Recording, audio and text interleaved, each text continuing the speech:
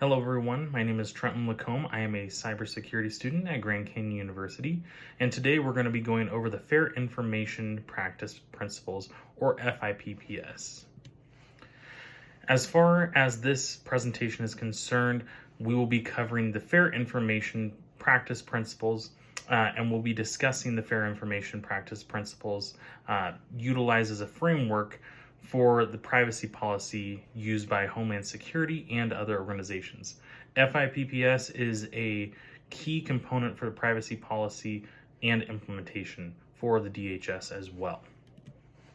Now, understanding FIPPS, you need to understand the different components of it, understanding the transparency and the individual participation, as well as the purpose specification. The transparency is the organization and should be transparent and provide notice to the individuals regarding the collection and use, as well as maintenance. Individual participation is a consent that should be utilized from the individual collection used to disseminate maintenance as well as PII. And then purpose specification, of course, is going to be the organization that should specifically articulate the authority that permits the collection of PII purposes for the purposes intended only to be used under that specific gathering of information. Additionally, data minimization, use of limitation, and data quality and integrity are huge components. The organization should be only able to collect PII directly when relevant and only when necessary, and only retain PII as long as necessary and no longer, in order to maintain security standards as well as to maintain the overall information security and the sensitivity that it comes with that information. The use of limitation is the organization which uses the PII solely for the intended purposes and sharing it only with the intended individuals outside or inside the organization and only for the collected purposes. Data quality and integrity is going to be the organization's extent and practicable to ensure that PII is accurate. So they want to make sure that that personal identifiable information is accurate, and so the quality and integrity of that information as part that we see in the CIA triad is important in this process.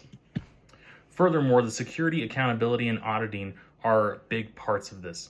The security, of course, is going to be the organization that should protect the PII at any cost and put in safeguards for any measures that may arise in order to avoid destruction, modification, or loss of that information, as well as accountability and auditing. And so the organization should be accountable for complying to these standards and providing all employees, contractors, and anybody who is employed by the company to use PII only for auditing actual PII purposes and only when it is done so by a member of the team who is strictly dedicated to the security of this. Now, we did take a look at some different areas to where PII had a comparison to different laws and different regulations that covered a few of those. And we compared it to a few different areas. We compared the FIPPS to the CCPA. We compared it to the Nevada Senate Bill 220, privacy law, as well as we compared it to the Maine Act to protect the privacy of online consumers' information. And so the information that is compared throughout this is super important, especially when we're going through the individual comparison and contrast, so that you can see exactly what FIPPS does include and how it does in turn protect information. Now, protecting PII is a huge part of any security, and PII is personal identifiable information. And this is information that can be things such as email address, phone number, mailing address. It can be your name. Anything that can identify you from anybody else is a huge component of what PII actually is. And so anything that is covered under that is indeed needing to be protected. And so therefore, a large part of the FIPPS. And in conclusion, In this presentation, we've covered FIPPS. We discussed the different aspects of FIPPS, as well as we compared the differences between FIPPS and the Nevada Senate Bill 220 and CCPA, and how to protect against PII. For further information on this, we do have resources in the references page as to where we gathered this information. Thank you so much for joining us today.